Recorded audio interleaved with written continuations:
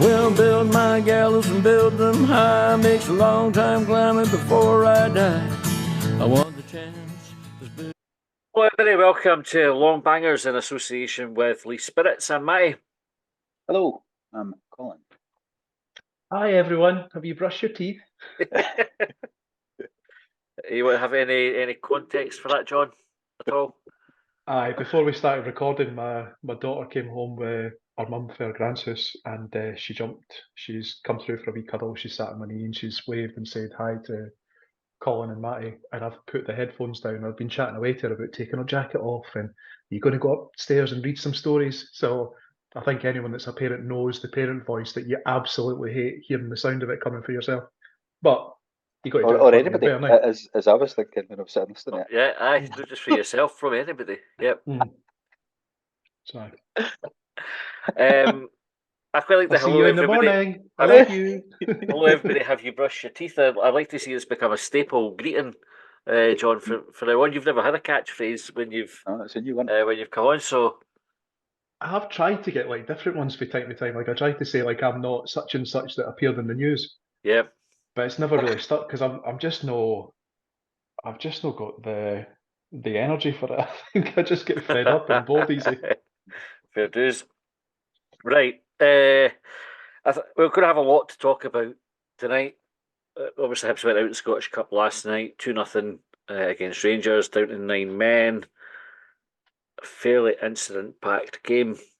Let's start, I suppose, with the starting lineups, and then we'll get into the nuts and bolts of it all. John, a couple of changes. So with Cadden came in for Miller.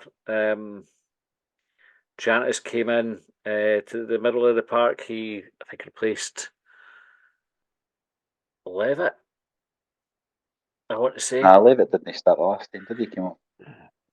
Who was Well, there was a couple of enforced changes, wasn't it? Marcondes, I think, moved a bit further forward because Vente was in a main route. So I think Right that's enough, yeah, space for Travis in the middle. Correct. Yes, Vente was out. Thank you. I was looking at it. I was like, I can't. It was the midfielder that swapped in, even though I was saying Levitt. I can't. I was wrong. I've never let that stop me before. There was a bit of chat whether it was going to be a 3-5-2 or a 4-3-3 before the game, and I think I ended up a 4-2-3-1, going by what the BBC have put down. John, what did you think of the lineup at the start? Were you happy with it? It was one of those ones that raises an eyebrow a wee bit because you're like, why is Cadden in? What the fuck is Trantis doing? Like, and where is he playing? And I think because you had 3 recognised centre halves in there, you start doing the mental arithmetic of like trying to work out who's going where. And at one point, I'd sort of landed on like a 4-1-4-1 with I don't know who it was that I had up front, but I had Trantis in the middle, sort of protecting the back 4. Mm-hmm. But Montgomery, UEFA Pro Coach, he threw everyone a curveball there, and Hibs ended up going out in what Hibs described as being a 4-3-3, or having 3 leading the line with, was it Maulida, Marcondes, and would have been Boyle? Boyle, yeah.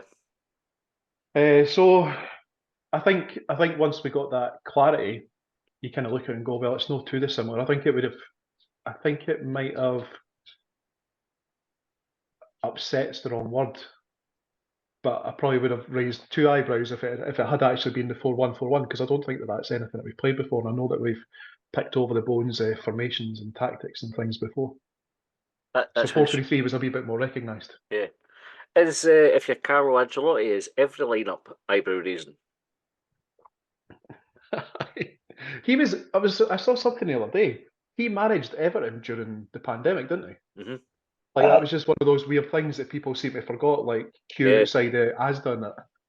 Aye, that's right. Was it during? I didn't know it was pandemic, but I do remember him there. I think he was he there just before Lampard, maybe? Oh, I can't remember. I only just saw it briefly it was on Twitter the other day. So do you know what you're saying there about him not being in charge during the pandemic might be absolutely right. I've just taken something on the internet and went, that's 100% accurate. I'm going to repeat that to someone else.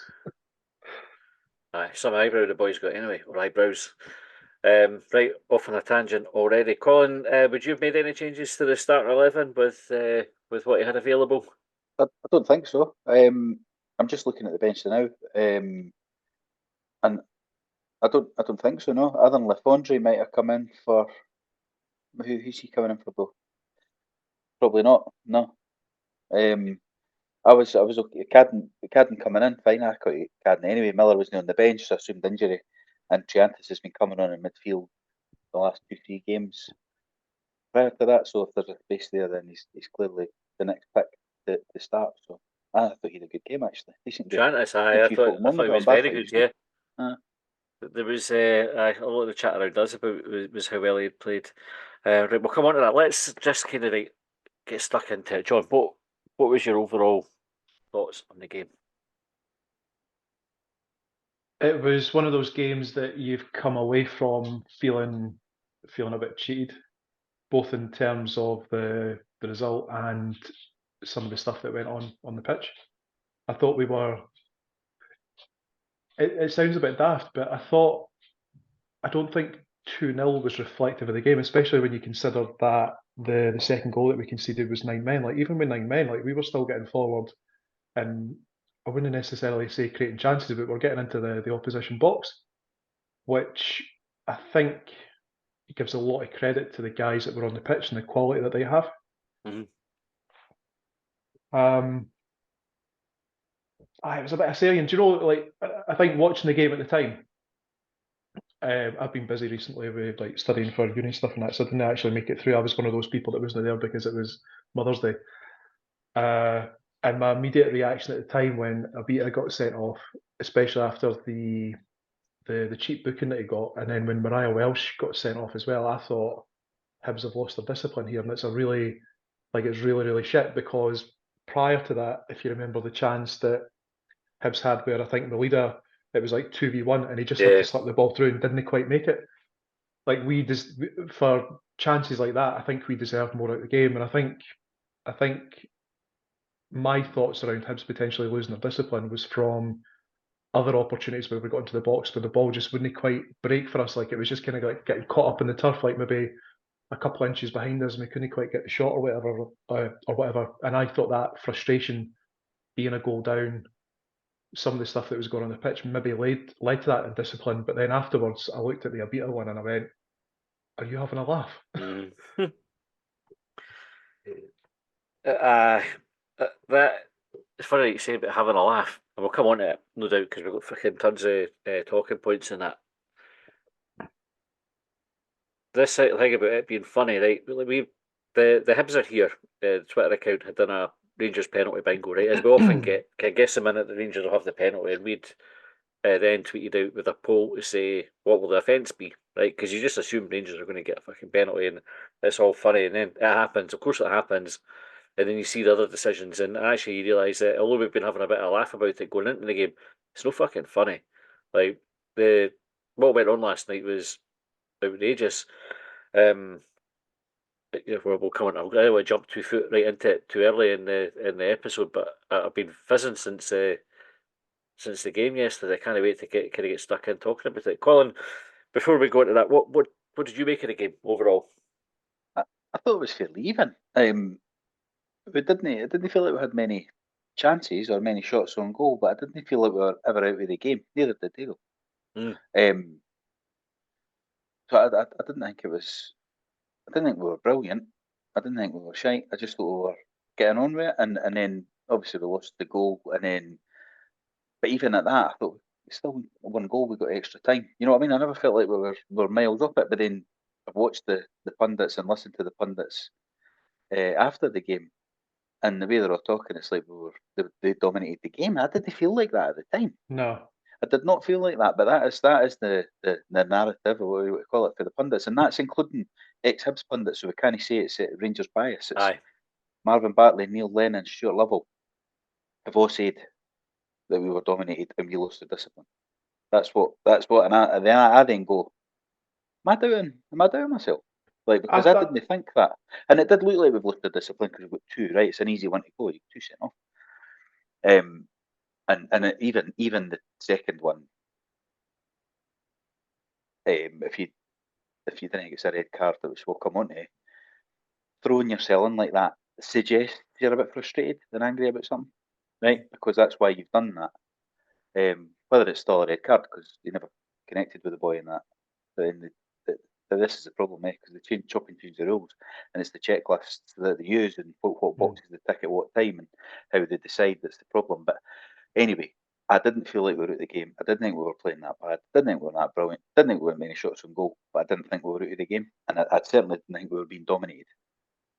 Aye, at the game, I didn't think. I thought it was the other way. To be honest with you, I thought we were playing well. Like I didn't think the first half was like we were under loads of pressure, and the Rangers had a couple of attempts. Like Abita lost the ball on the right hand side when Rangers had a break, and is it Dessers? Is that the boy's name? Had gone through and goal, and Marshall made a good save. Aye. And then they had a couple of wee shots for distance, and then they get the fucking penalty. But the penalty is one of the most.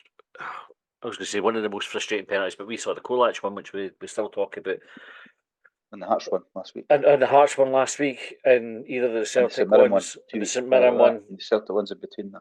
And the It's Aberdeen one that we didn't get. It's too hard to remember them all. We're not even getting them in order there. It's And not, that's it's just not that February. hard. You That's just reeled them since off. February. just in the last month, isn't it? Or like That's last just since month and a bit. February. What's crazy about it is these are like our really have been our biggest games of the season. We play Celtic, Aberdeen, Rangers, Hearts. I'll bundle St Mirren in there because Well, they're a direct oh, competitor for although we were shite against St Mirren, there was 2 penalty incidents in that game. One against us that was like nobody fucking claimed for, and they got it with a phantom handball. And then one where we should have had one where my leader was had his shirt tugged in the box as he's running through to shoot. Probably wouldn't have changed the result, but because he gave the referee was given a decision to make. To quote the the words pundits, that we use. Yeah. and you have to scratch your head and go, how is it so consistently going against us in big games week after? And it is almost like every week now. I think we had one against Ross County when we won that. But who's bothered about how we did against Ross County in the grand scheme of things? But do you know, it's just mind blowing. The penalty, Colin. What were your thoughts on the penalty? Describe it to us.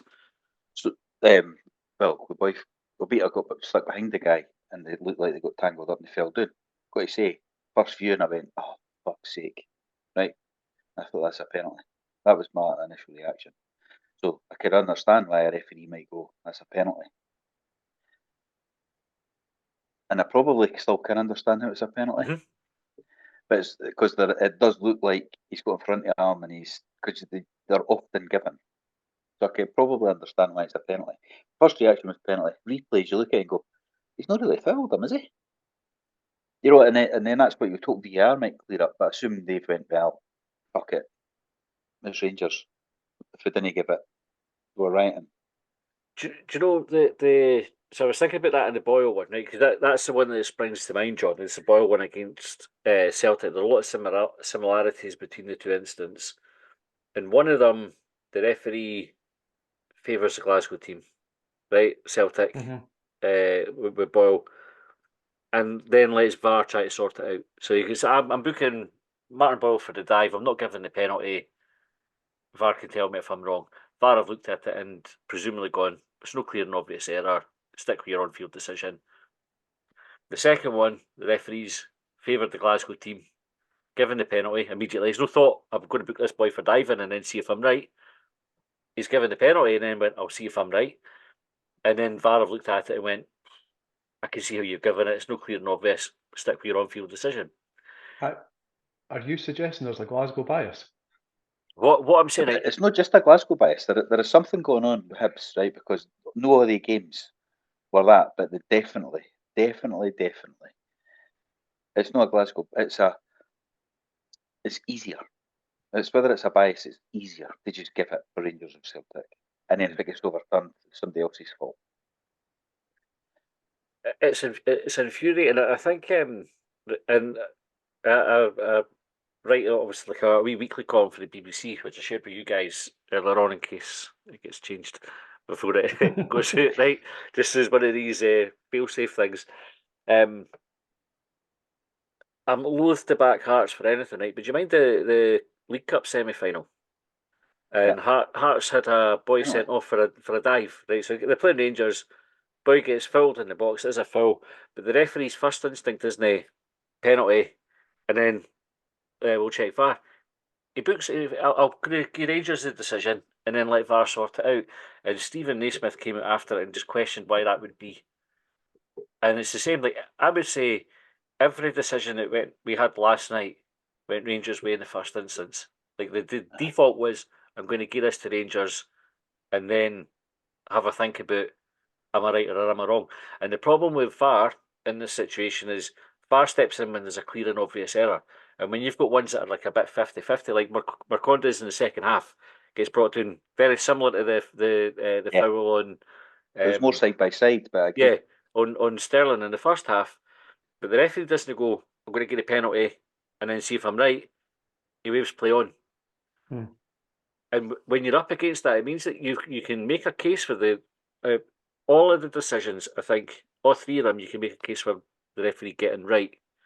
Yeah, if you wanted problem, to, agree. Right. So you could say, well, I'll beat his first booking. A booking every day of the week. Right? You can't complain about that one. It is the boys getting away. It's one of these cynical fouls. Just I'm going to bring them down. The second one, you could probably cut this a few ways. It could be persistent fouling. It could be for pulling the boy. He's actually not done anything. Like if you watch it back, it's a fucking nonsense. The Rangers player's chucked himself down.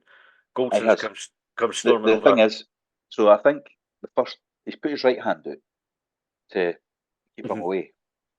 Then the left hand came round and caught him like on a backhander almost. Hard to touch, but that's what's caused the booking. Yeah. So if he kept his left hand down, then he wouldn't. I don't think it would have been a booking. Although I think it might. Sorry, John. I think it might not have been a booking if he hadn't shoved the boy off the pitch as he was getting escorted off by the physio. Just before it as well.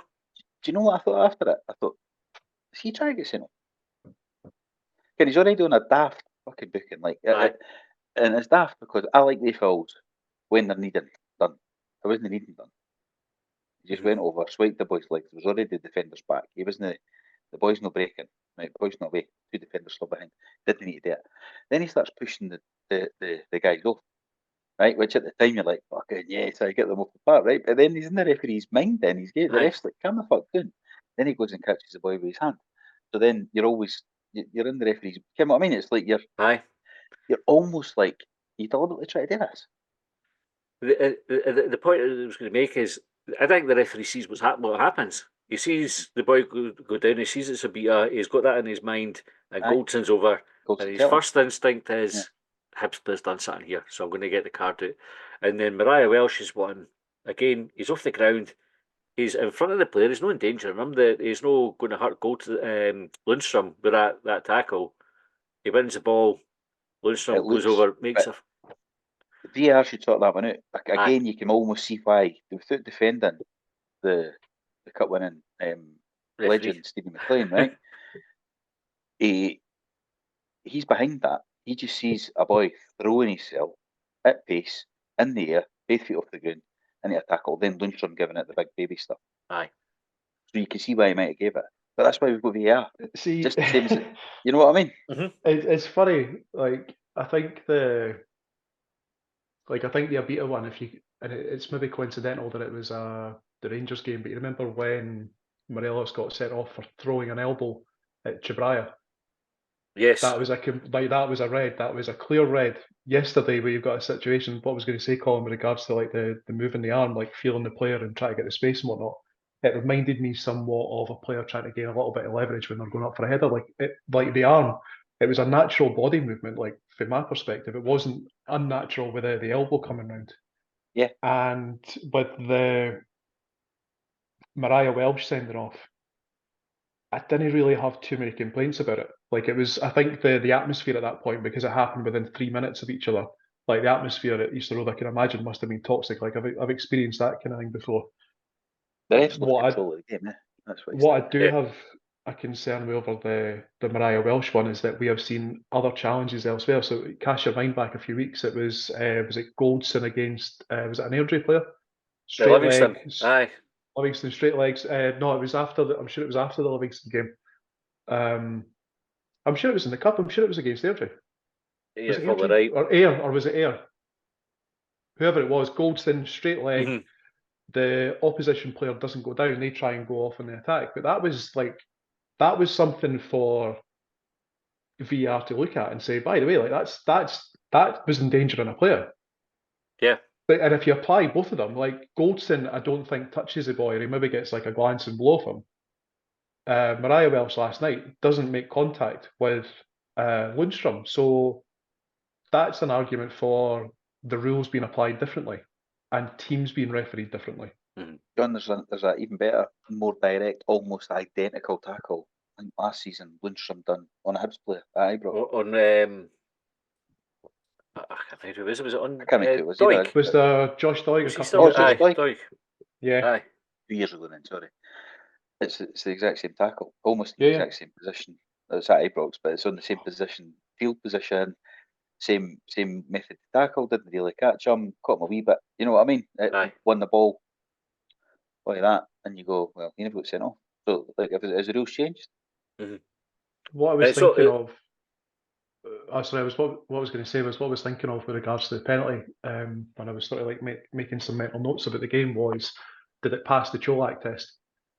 Yes, but then so did Marcondes, Yeah. and we didn't get a penalty.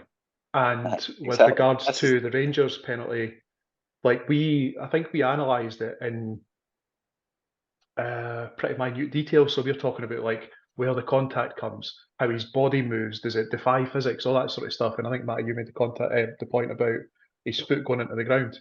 Mhm. The exact same thing happened last night, and it's like, and it goes back to what you were saying about the something will benefit a team. So the Hibs player gets booked, and you didn't get the penalty. And last night it's a straight penalty, and VAR doesn't have to intervene, and it does like as much as I was saying about the Mariah Welsh. My gut instinct was I didn't have too many complaints about it, albeit he's not made any contact. You can point to a whole other array of incidents where you don't get the same decisions in those games, and it makes it like I made the point previously about the Scottish Cup when we won it. Like we won that game clean, but you do wonder if it was refereed today with regards to like VAR and whatnot, does Stokes goal get chalked off? would have been a penalty against Stevenson, probably. Aye. A penalty, all yeah. that sort of stuff. It's obviously it's frustrating, and it's this bit about all you want is fairness in a game. We were never going to win that game last. That's how I left the game. Because like, it didn't matter how well we played yesterday. We were never getting to win it because it wasn't on the agenda. The TV cameras are there, and I reckon like Viaplay exists in Scotland for two teams. That's all they care about, and goes back to when there were Premier Sports. I don't know if you remember the semi-finals when it was Hibs against Hibs Rangers, or it was, and then Celtic were playing whoever. The giant font and then the smaller font. Aye, fucking Rangers and Massive versus Hibernian, right? Yeah. They want them in the cup as long as it is possible. Now, it's a leap, right, to say, well, Ken, you're putting the pressure on, but you have to fucking ask the question when there's money involved with things. History is littered with Scottish football isn't immune to and I'm not saying it's happening. I'm saying you need to fucking ask the question though. How much of a leap is it when you've got two teams that have shared 83% of the league titles between them? I don't know the percentages for the Scottish Cup, but I'd hazard a guess that it's probably high 70s. You have the headquarters of the SFA based at Hampden. Yep. And that stadium has a Rangers well. and Celtic end. Like, come on to fuck. Like, I don't think it's that much of a leap. I mean, when you factor in the financial aspect, like Scottish football isn't awash with money. Where it is awash with money is for those two teams. Mm-hmm. And when it comes to the television deal, I can't like it defies belief for me to think for a second that you've not got Viaplay and someone in the halls of Hampden going, make sure those cunts get through. Aye, no bother. Yeah, I mean it's a big act. Right? We have zero evidence other than watching the football, right? Which you have to be absolutely clear. But do you know what though? It's like just to be clear, I'm not saying that's what's happening. I'm not being tinfoil hat. What I'm saying is, it doesn't hurt to ask that question and just say, why would Scottish football be immune from it?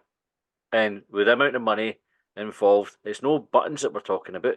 There's millions and millions of pounds right across the various competitions that's at stake here. The TV companies put a lot of money in it. They want to get the bang for their buck. And then you look at it and you say, was that game fair last night? Were we refereed fairly last night? I would say 100% no. I don't care what argument you could make to say that we were. Every marginal decision went in favour of the Rangers. Well, that's what I was going to say there, actually, when I was butting in, and you're right, that even that, we spoke about, I think it was before we started recording, when we were waiting on John, actually, the corner early on, that it'll be a left to roll out, and it's like, well, no, give them the fucking corner. It'll beat us, like, clearly came off the corner.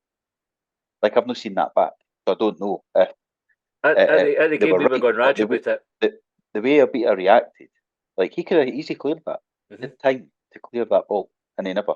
And this is to come back to the one mind I told you before, when the Falkirk game with Freeland. Was it Freeland? Easter Road, way back when Thompson and Brown were Burns in that. And it's the one game I look to go back to as the worst refereeing performance. And I said to the boy, my boss at the time, Falkirk fan, because I went to the game with him that day, sat on the opposite end. But then on the Monday, we were going fucking daft about it work, and he's gone, what did you know gay like? And I was like, well, mind that throw in that time. But it was like, it's accumulation. That's it. Thing. Yes, 100%. Aye. 100%. So you never get anything. Like, any 50-50 was a 60-40. Like, you're getting nothing. And then the big ones then roll in as well. And the problem is when you... And that's why you're frustrated. And that's why you lose your discipline. Do you know what I mean? And when you isolate the big ones, and folk can say, but it is a penalty because look at that, and you go, aye. And you start to sort of even like kind of question what you've seen, and that's not a bad thing. It's worth questioning what you've seen. But I would 100% stand by, and I go back to the point I make. The referee's first instinct was favour Rangers with every decision. And so when you have those marginal ones, had he given that the Rangers penalty, had he done what the referee did in the Hibs Celtic game and booked Sterling for the dive, VAR isn't going back to him and say you need to change your decision. Right? It would have been clear and obvious either way. Right? Well, I say that as Rangers, so VAR probably would have done it. Right? What about the kick? We never mentioned the kick. The high foot. The high foot was a red card at Tynecastle last week. And it might have been a penalty because we might have looked at it and went, is it inside the box like the Newell one against... forensically. Yeah. So, but again, they just fucking waved play on. They didn't even care. I tell you another one. Like, I'm not saying it was a foul, right? Because I've not seen it back again either. And I don't think the TV are showing it. But the Boyle one. It's a free kick. Right. But I've not seen it back to say either way, right? So I'm not commenting on that. But that's a head knock, clearly. The cunt's out cold. Didn't stop play until the Rangers goalie was giving it. He's fucked. Aye. Like, we get games stopped for a Ross County player header in the ball away and saying he's got a head knock. He's out cold. No moving. Not fucking budging. We had who was the referee? Mind the game where the game was stopped because the boy at the hamstring. The hamstring. Was that Madden? Bobby Madden did it. Bobby Madden. Was it against Hearts? The other one, and I'm reluctant. No, it's not against Hearts. I'm trying to be cautious about making a false equivalence here. However, Scottish Cup, David Gray scores the winner. Historic moment, and I'm sure the story that we were told when we were at the hospitality thing was that the referee said, "I'm really sorry, Dave, I'm going to have to book you." Aye. Silva last night scores the second, goes and sits in the advertising boards. No booking. Same referee, same height. Same. Well, actually, the crowd. He wasn't in the crowd, so I don't know if that's what the reason is. It's back on the telly now. I'm just watching it again. It's on the half time of the Hearts game. Right. We've got it on. So we get to see it all again. Happy days. The Boyle instance, that was probably the next thing to come on to. So I thought it was a free kick. I mean, you go back to Celtic's penalty against us, where the player challenges late for the ball, and Celtic get a penalty because the players collided. There's a head knock.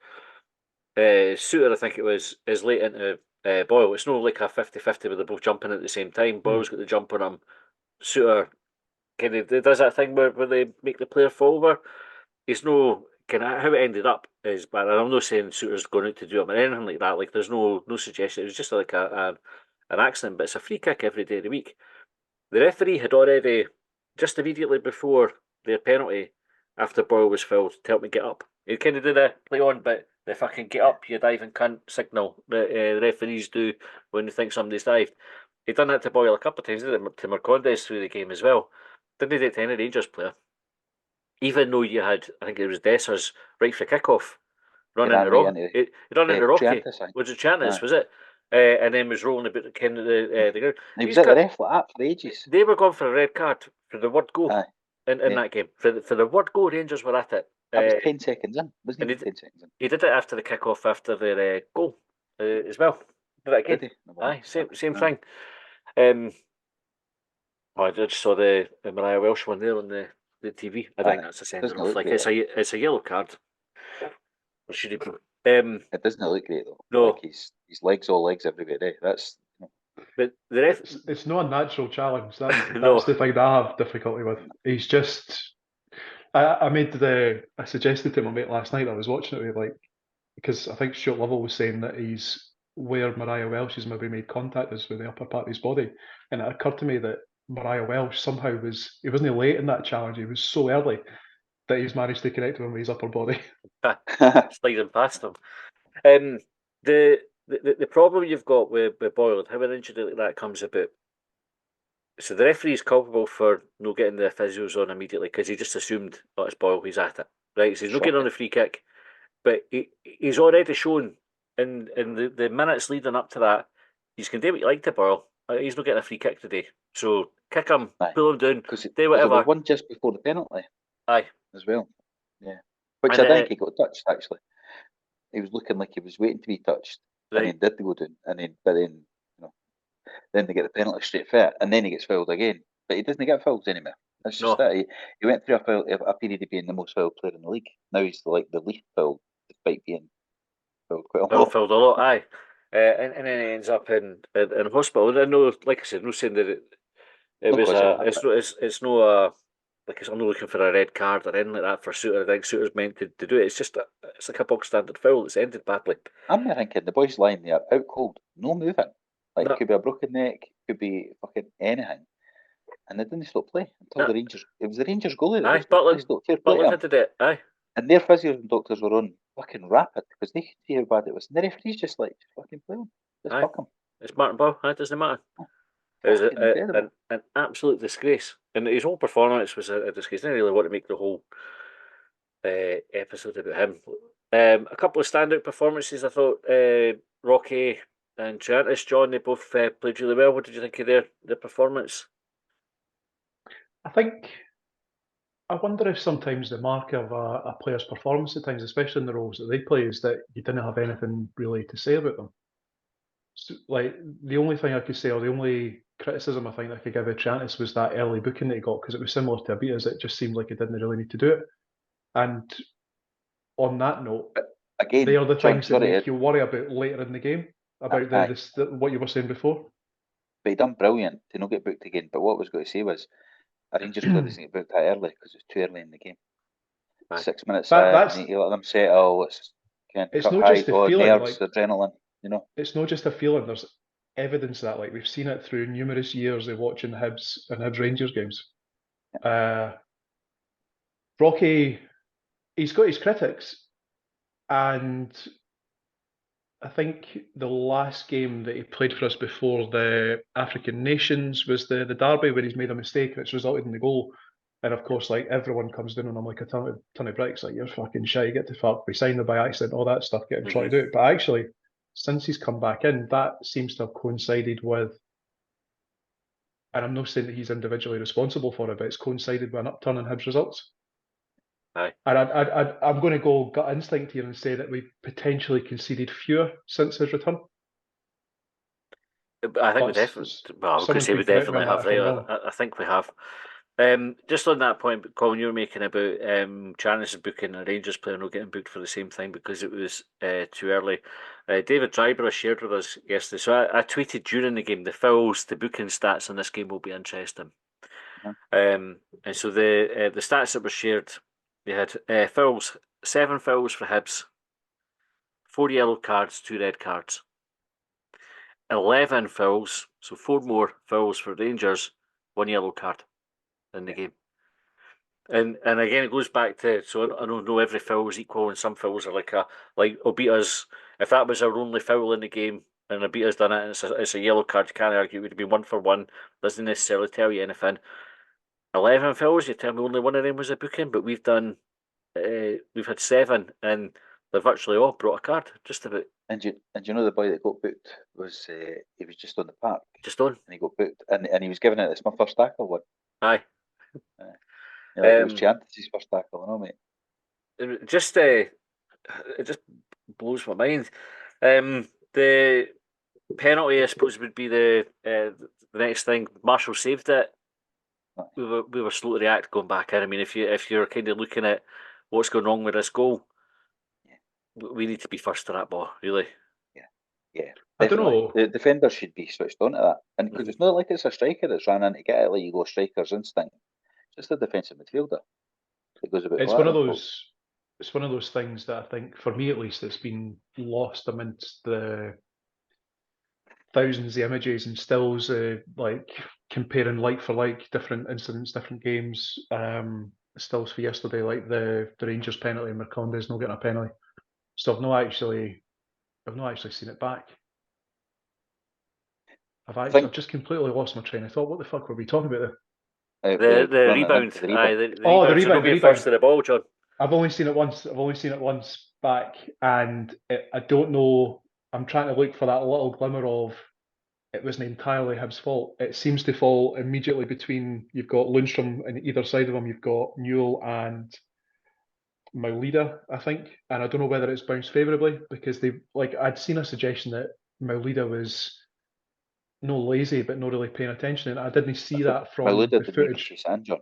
It was Rocky and Newell, I think, who went Rocky, back in. Apologies. Aye, Maulida stood on the edge of the box, didn't even run in. Which you could say is lazy, but then again, maybe his job's to get back up the park for when we You could assume if you were going to try and break that he'd be the one wanting to be up the other end of the pitch rather than Rocky. Aye. And you'd want Newell and Rocky to be the two that are back in, but they weren't quick enough. That's it. They just his reactions was better.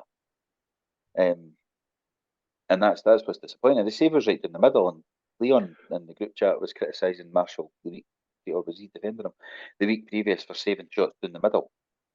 And that was another one that saved it in the middle when you got away with it the previous week for 2 weeks.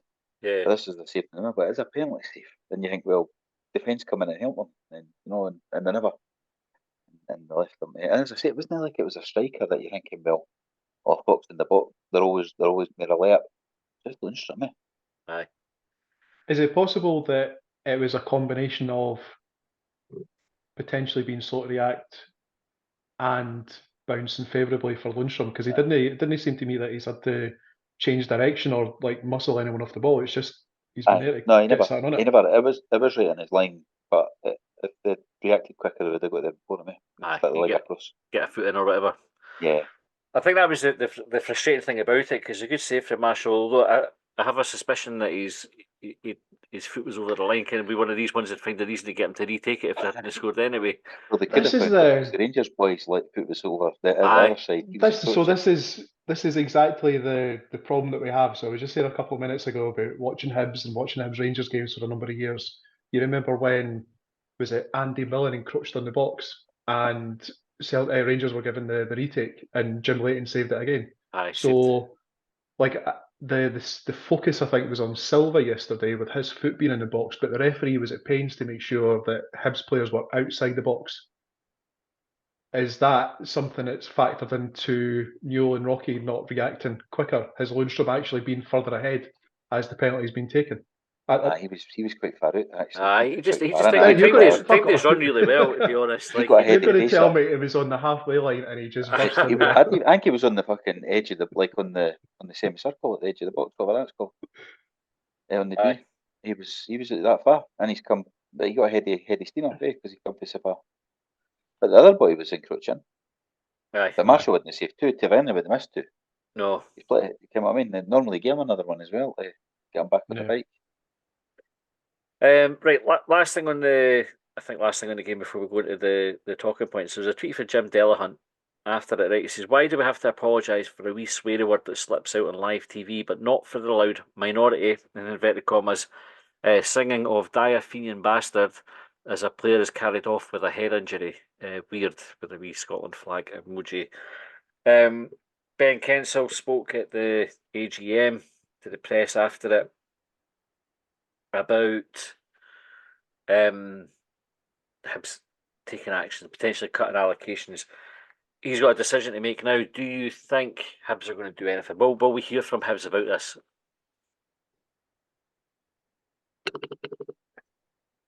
I don't know. I started snowballing in my head there about like what that might look like. So if Hibs reduce allocations, say that I can't remember. I did the numbers a few years ago because I think there's like a minimum allocation that you're supposed to get, and I think in the capacity of Hibs, it's something like I want to say it's 20%, I about. think. For the cup games, I think it's 20%. Oh, for the cup game. Sorry, well, I'm just thinking There's about no ordinary requirement league for league games. games because like you see what Rangers and Celtic do with their old firm. They just Send anybody.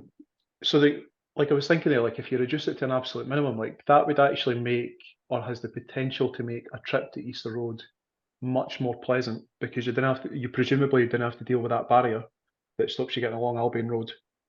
You're not having to deal with the shite as you come down Easter Road.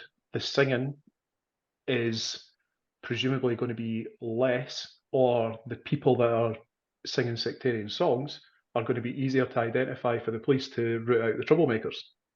So that's got to be things that go in the for column for Hibs the to come out and pros. say something Yeah, about it. The other argument about it is, are we prepared to take the hit on revenue, however little or large it happens to be? I would be all right with it. Like, I mean, surely that's more feasible now that you've got an additional investor on board that goes, well, that's. I think I saw a figure banded about the day. Was it like? Is it a couple? I don't know. Is it like somewhere between like 50 grand, a couple hundred grand would be the difference for not having like to close the stand to away fans? yeah, something like that. I mean, they would take a hit. But we've spoken about it before about that. You can't with any credibility have these show racism, the red card days, and have zero tolerance announcements, and then tolerate it. Like it's completely hypocritical and contradictory. You can't do if you've got that going on in your own stadium, you need to be saying something about it. I completely agree. I'm just trying to come up with ideas about like the factors that might go through the Hibs board's head when Yeah. they presumably discuss this because they have to discuss it. I mean, I suppose would you risk tit for tat? But Rangers didn't get us any tickets anyway. I mean, it's like a handful, really, a wee corner. So there's no really much more they could cut the allocation by.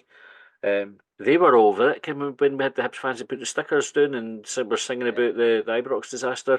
Rangers were right out in the front foot about it. They were like, fucking, these are dicks, you can't be doing that. And I remember we were talking about it, you're like, fair enough. Like, I wish Hibs did that, but Rangers were doing it. They should be. I think did Ben Kensell, it wasn't just at the AGM, but I'm sure Ben Kensell had said something about that sort of thing before, and you were looking, or at least I was looking for the next instant. Obviously not enough because I can't remember exactly what it was. But I was waiting for the next sort of instant like that, and last night was it. Like now he needs to put his money where his mouth is. Colin, there was I don't know if you've seen an open letter almost from Hibs.net to I've not read it yet. The, No, I just seen the message before we came on, so I've not actually read it. Let me. Does this need to be accompanied by music? No, I don't think it needs. I don't think it needs music, but you can go and add your name to it if you want to on Hibs.net on the forum. It's not a petition, is it?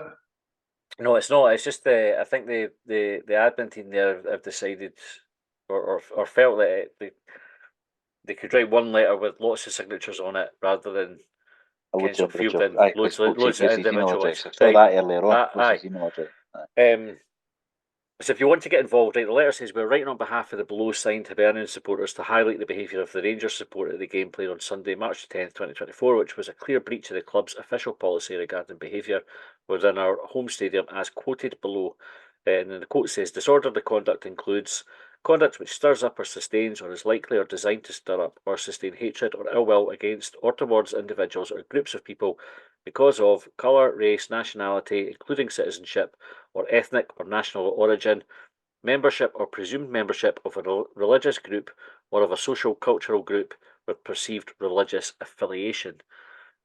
Such behaviour is not an anomaly and is a repeated pattern stretching back decades. Rather than gradually improving over the years, it is becoming worse. Whilst we accept the club cannot act on the wider issues in society, you are able to act on behaviour within our stadium.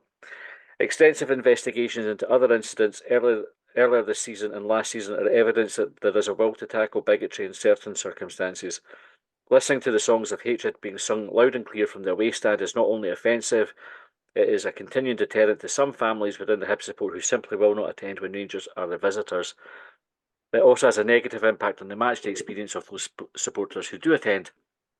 We are asking the club to clarify why there is a reluctance to act on or even acknowledge such behaviour from. I just get shown Hibs have put a tweet out, a statement. We've done it again. They've done it as we're. Have they? Aye, as we're recording, but we'll cover. I'll finish her later, right? I'll finish When you this. finish reading, do you want to read out the statement as I'll well? go right to the statement. Is This is. Is Adam or Gav dialed in here? And fucking I doing know. the bottom I've again, got like when something. we've got a player on. I feel like I should have. But here, I've got breaking news. So we're asking the club to clarify whether there's a reluctance to act on or even acknowledge such behaviour from supporters of Rangers FC. In the recent past, this has included vile and threatening abuse of managers, players and other club employees, and a further example of this was heard last night when one of our players was clearly seriously injured. We are calling on Hibs to move on from the silence that has far too long typified the response to sectarianism and anti-Irish racism in Scottish football. We ask the club to be true to its own policy detailed above and to its own stated zero tolerance policy on bigotry and sectarianism, a policy which is read out before every home game. This behaviour continues because no club is willing to challenge it publicly, and the time has come for change. So if you want to get it's a good letter, get on board with that, you can go and put your name on the thread on Hibs.net. Now, Hibs' response to that, let me just bring it. This responded to that letter, or not have they to responded? I Right. would imagine they've been inundated. Aye. So this is happening live. I'm just seeing this. I'll just bring it up. And so it's Hibs- live. You made it that, you know. It is, and it's live. Right, supporter conduct enough is enough. Is the headline. So Hibernian FC condemns the abhorrent behaviour and chanting made by some supporters in Scottish football. Over recent years, supporters' unacceptable conduct has become rife in Scotland, whether that be through the use of pyrotechnics, sectarianism, objects being thrown onto the field or play, or through other actions. This is simply not good enough. Understanding that the behaviour of certain sections of Hibernian FC's own support has not been good enough at times this season, the club has taken the strongest possible action against those who behave in an unacceptable manner, working with Police Scotland and colleagues at other clubs. Hibernian FC now implores the other clubs to act in a similar fashion and the governing bodies to take serious consideration into the issues to ensure Scottish football is safe and welcoming for all. Following fan behaviour and chanting from opposing teams this season, the club's board of directors will be reducing the away allocation at Easter Road moving forward, alongside taking further actions. Football is a sport for all, and stadiums should be a place where families and friends can come together to support their team. Hibernian FC prides itself on being a club for everyone, regardless of race, ethnicity, colour, gender, religion, creed, and sexual orientation. Everyone should be able to feel safe and comfortable attending a football match. So, cutting the allocations, we asked if we think we would hear anything. We didn't have long to wait for our answer. Initial thoughts on that, Colin? Aye, so we're cutting allocation. Yeah, that's what we wanted. Good. So is it a thumbs up for you? I know they didn't mention specific clubs, as you said. But aye, good. John? I was really, really eager for you to read the whole thing and not get caught up on certain parts of it, because I did the same thing as Colin, where it's abhorrent behaviour and chanting made by some supporters in Scottish football. And I was thinking, is this is this going to be another stick to beat the club with? But then as you work your way through it, you've got that part about fan behaviour and chanting from opposing teams. I don't know who that says teams, plural. Mhm. So who is it going to affect? Like, I know that the derby recently, for example, the one at Tynecastle was marked with this, like the bottle opener being thrown on the pitch. Yep. Is like, I'm curious to see, and it'll reveal itself in the fullness of time. Like, I'm curious to see who the reduced allocation is actually going to affect. is it going to affect the derby? Because I would quite like to, because I think you mentioned before about the whole tit for tat thing. If we reduce their allocation, they're going to reduce ours, so on and so forth. I would really like it if there could be some understanding between Hibs and Hearts fans, at least, that let's try and keep the derby, like the away ends, full. I think that's on us as fans, though, isn't it? Like, that's not on the clubs, and I dare say Hibs will have given Hearts a heads up on it and say, by the way, let's no cut each other's the now. Like, let's get a chance to for like the fans to self-police. But you want the derby to stay a full away end. I don't want a cut allocation at Tynecastle. It's hard enough to get a ticket for there as it is. So that's on us as supporters to kind of chin each other to say, fucking behave yourself, right? Go and the rivalry is good. You want it to be a bit toxic, you know, the rest of it, but let's draw the line at chucking stuff on the pitch, or you know, kind of choosing which songs you're going to sing and which ones you're not going to sing. Well, it sounds like they're listening. That's what I'm thinking for it, right? And there's folk, they probably had hundreds of emails already this morning. That letter, which you read out, which is a good letter, that might have had some impact actually as well. With a load of names on it, but it's maybe they've seen it. Maybe they've. I'm sure the guys look at the message boards and Twitter and that. They definitely do. To get all this, to get a feel of how everybody's feeling, and obviously the AGM highlighted it as well because they went on about it for ages at the AGM, didn't they? About the Rangers fans particularly. So, aye. Well, fair play. Yeah, fair play. See what happens in the next game. We're going to, because that's obviously thrown a bit of a curveball for us as we're recording, and we've not got to any talking points. We've got so many talking points from last night to go through that we'd already sort of said that we would dedicate extra time this week to covering the talking points that we didn't get through to try and include as many as possible. So what I'll do is if we just pick a couple of them now, and then we'll wrap up for tonight's episode.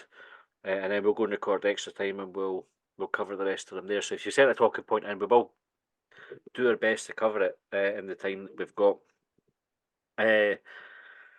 Right, Stephen Lumsden said, sick to the back teeth of songs about IRA at football matches, corrupt officiating, lengthy VAR checks every time they're in the box, and dickheads throwing stuff on the pitch. John, any thoughts on Stephen's tweet? Aye, like it's all true. Like I mentioned there, the stuff for the Hibs end getting thrown on the pitch. The derby, I'd said that I wasn't at the game last night, so I wasn't aware of stuff being thrown on the pitch. But it's one of those bizarre things as a football supporter. I remember having a laugh about it when I was much younger in the old East Stand when I saw a boy with a pizza for the chippies still wrapped in cellophane that he launched onto the pitch like a frisbee. He was immediately identified and was lifted by the police. But I've never understood the. Hey, you throw food away like that. Well, but why anyone would ever want to throw anything onto the pitch? Like, it just doesn't make any sense to me. Don't get me wrong, like, it has led to some amusing moments, like the rugby ball getting thrown in Craig Gordon's direction. Pineapple, was it a pineapple? Coconut. Coconut. There was a coconut at Tynecastle, but then there's much more serious stuff. Like, we've all, like, I'm sure most of us a certain vintage will remember Hugh Dallas getting hit with a coin and the blood down his face. I'm not aware of too many other. Well, fucking, did Lee Griffiths still get a bottle of Buckfast thrown at him? Like, and it seems to be Griffiths like, had all sorts of flares and everything. Can you to maybe go into trouble for booting a flare back into the? Neil Lennon got a coin chucked at him. Aye, you're that tiny. Like, I think his statement there about, I think he said something about increasing. Like, it certainly feels as if it's increasing in its intensity, and like it's not just like a pound coin anymore. Like now you're getting things that you could stab £2 coins. £2 coins. Collector's edition £5 coins. Aye. Did you ever see? I can't remember if it was a Spanish game, but the boy threw the paper aeroplane for like miles back in the stand, and they made it on the way to the pitch. I find that's acceptable. Like that was pretty cool. Aye, but you have to be for the back. Paper cut. You have to be for the back of the stand as well. They point down it right at the front. That's no fun, and it only counts if it makes it all the way down gently. Right, SPFL Pish, Colin, you can take this one. Says Scottish football is corrupt to the fucking core, and unless clubs start calling this out, it will continue to happen over and over and over again, constantly bending over and bending the rules to accommodate the big two in order to keep the big wigs and sponsors happy. I don't know. I don't know if it's corrupt. I think it's that, and you could probably argue it is, but I think where I'm with is they're running scared.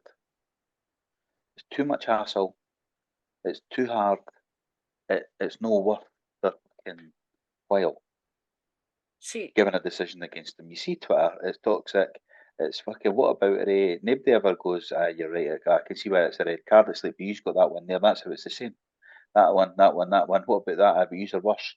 And it's then, McCoy started it all years ago when he went, name who the guys that are on that panel so we can, I don't care if he followed it by saying so we can go and turn their windies and fucking or death so race, we can but see what they've basically done. by saying, tell us who they are, that means so that we all ken who they are so we can go fucking chase them.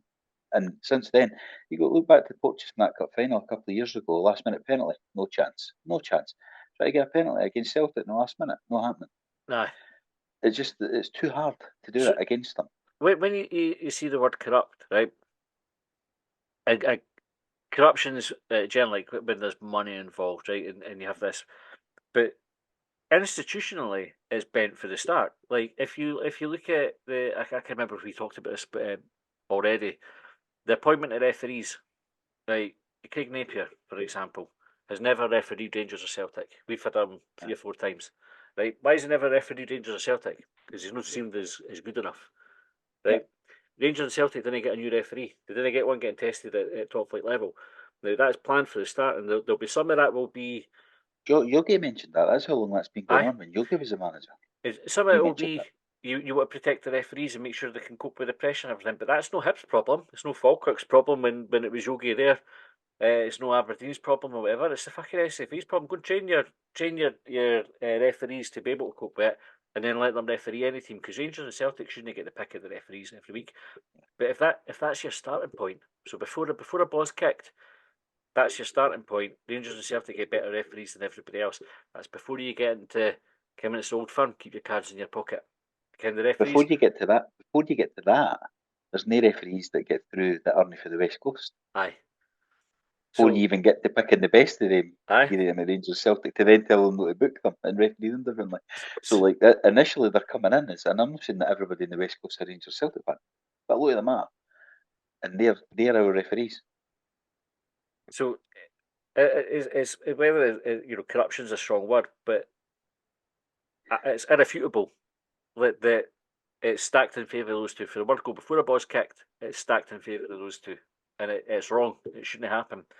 Innes said Nick Montgomery should have pulled the players off the park after a beater was sent off. Why should we have to play against 12 men? John, would you have been in favour of us taking the? Was it Chris Robinson wanted to do that Aye. When they were doing it about 8 men. Aye.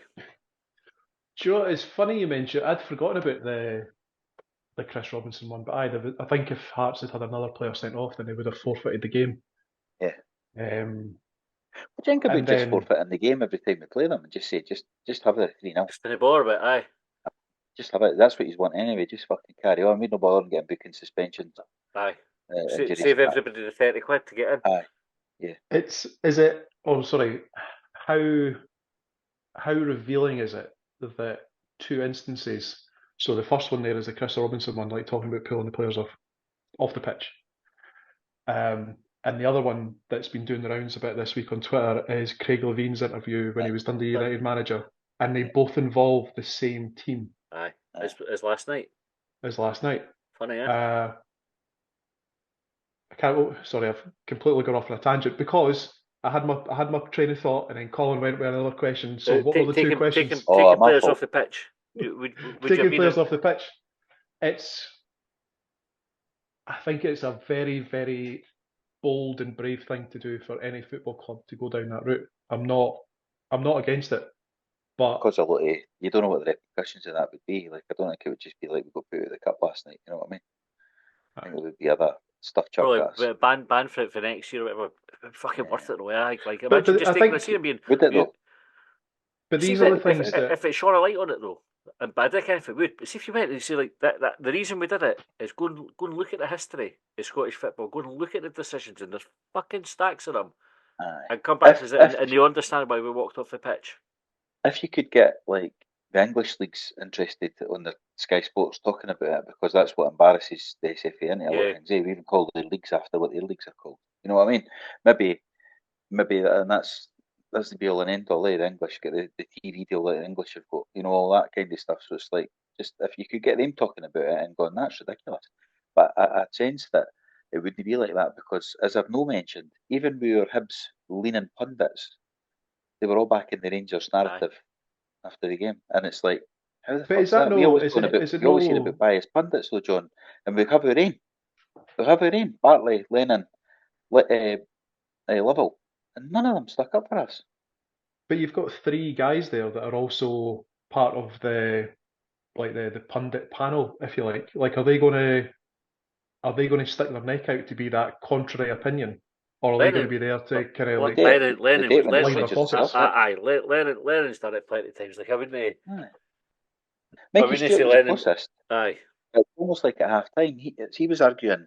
If you watch it back, right? If you wanted to watch it back, you would see he was like saying that's not a penalty and that's a foul on Boyle just before it as well, right? And then he was saying, I think he said it was a red card for Ryan Welsh, and he was saying, stop looking at checklists, just look with your eyes instead.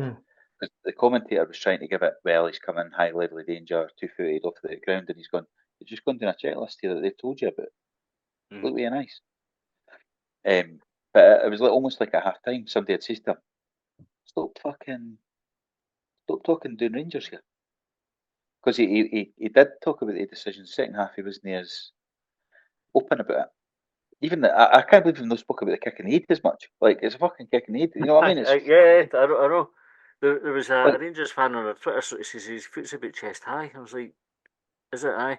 Bear in mind, it was a fish. Fish was jumping. aye, Ken, it's like, his chest. If he'd stood still, it would have caught him in the face. aye. Is that? And just ludicrous. Right. I'm They just, completely in that's what they favour. do. They just spin it away and talk it down, and you think, Aye. but see, when it's against you, you're going about it for fucking weeks. Like, have you no empathy here to say, like, I mean, we've had decisions against us, for us. Like the Kilmarnock boy that got sent off, mind we went, I think it's a red card. They Aye. didn't do that. They just go, fuck you, you're raging, aye. Aye. And you think, have you no empathy at all, you cunt? Like, It's because they have to bat in because it's on a get roll, isn't it? It's like every game, and this is the problem with it is it's every game, so it's the noise becomes just background noise. Because every game, folk are going, fucking hell, it's happened again. It's happened again. Every team's joking when the Rangers going to get the penalty. They've got memes about it. That them, they put fucking penalty Rangers, and it's like it's an open secret that Rangers will get fucking ordered decisions, and the noise is that it's so regular. It's ingrained as you just have to fucking deal with it. It would take something like a team going, I'm not having it. Let's come on, bring the players off the pitch or whatever. For folk to sit up and take notice and go, is it actually that bad? Because it is that bad. I would. The point that you made before was about drawing attention to it. If nothing changes, then everything remains the same. So I would be in favour of it from that point of view about properly highlighting the issue because we can't. I don't think we can sit here and say, what about this decision? What about that decision? Like we've reeled off different games, different circumstances, etc., and then go, nah, let's just play on. Like something needs to be done to shine a light on it to like properly address the underlying issue. What would be good to happen, right? And preferable to, it's like a last resort. Like I'm figuring what I'm saying. I'm not saying I can bring the players off, right, and all the rest, like because it's a bit toys at the pram as well, right? What you want is to have a team that doesn't matter what the referee does. Do you know what I mean? Like if ideally Bill Foley and the Gordons have watched that last night and go, come on, just fucking chuck money at it. Chuck money at it. We'll become as big as them, and then see what happens. And so when you you could go, pay the refs. aye, we Like could what do you were it. suggesting earlier. Aye, we could do that. Go How and much are they giving you? sign Because sign we, it. Aye, sign it. We'll just give him in. But okay, if they spend a fiver, you'll spend a tenner. the thing is, you could like we had chances last night with a bit more quality, a bit more composure in front of the goal. We could have tucked them away. Right? I mean, Hibs were good enough in The the game leader last could night. have scored. I never mentioned that one. We could have competed. We could have got a result. We've had results against them in the past, right? It's not like it's an insurmountable challenge. Sometimes it feels like it is when you get a game like last night where everything goes against you. Give us a team to watch that can compete against the 12 men. and then again it carries a bit more weight. If you're still beating them and still moaning about the referee, it carries more weight than it does where it sounds like a bit like sour grapes that you, oh, but you're beat again. You're just moaning because you lost. That's, yeah. Kim? And that's where my letter idea was going to include ones where we got a win as well, because it's just a collation of ridiculous, contradictory decisions that Aye. you say, there's that one, there's that one, there's that one, and there being games that we won included in there. So it's not just sour grapes, it's just that, here you go, there's a library of fucking things that you've explained away and then you fucked up. There's ones you apologised for. Aye. There's ones you didn't apologise for. But that's worse than the one you did apologise for. There's ones you apologised for, but then says you didn't apologise for. Like that would have Aye, happened. they pretend to apology But, never and that's happened. the thing, though, right? We're talking about, and probably I can't we can finish, Wrap but up, aye. we're saying there it's all about Rangers and that, and so I thought Shanklin was going to score there. It's all about Rangers, but all the decisions we said at the start weren't about against Rangers. We are just on the end of a fucking horrendous run of refereeing calls at the moment for some reason. Whether Kensel's working away in the background and they're going, "Fuck you, we'll sort you out. You can't." Aye, we're listening, Ben. Aye. He walks in the Keep the door. complaints coming, eh? Oh, no, is And it? Aye. it might not be about Rangers and Celtic, because there's been Rangers Celtic games, but there's been a Hearts game, there's been an Aberdeen game, there's been a St Mirren game, and Rangers Celtic were playing in them. So it's not just Rangers and Celtic. It just feels worse because it's Rangers Celtic, and it's always been like that against Rangers. But we're now getting it most weeks. So Yeah. there's something going on there. Why do you think it feels as though we would be punished worse Well, than the current officiating for Yeah. calling into question the level of officiating? That would I don't know. tend to suggest that there's a problem as well, isn't it? Aye. Do you Yeah. know what's funny is folk talk about it being like a reaction to Paul McGinn saying the referee was inept after the. But bear in mind that he was calling it after a big decision hadn't gone our way before it. Like Was that was a response. That was a cup to final another when they got to shafting. take the quick free kick, and then we didn't get the penalty in the last minute, mate. Aye. Was that Beaton that was in charge that day? And was it? Oh, God knows, I can't remember. I think it might have been beaten though. You know that. I was going to say, Was because that then Beaton, the aye. inept referee, then went on to give that Cholak penalty. I'm Yeah. sure. Aye. But it's just like when Matthew's told the story before about them going in and saying, "Didn't guess Craig Thompson for the cup final." While they're in presenting the case, they're announcing Craig Thompson's the referee for the cup Yeah. final. It's just a big fuck you. And I'm wondering if there's something similar going on here. That Aye. like people have asked Ben about like, well, what the fuck are we doing here? Make statements, and they'll no do it. Fair enough, that's their approach. Other than the Aberdeen one, obviously they did.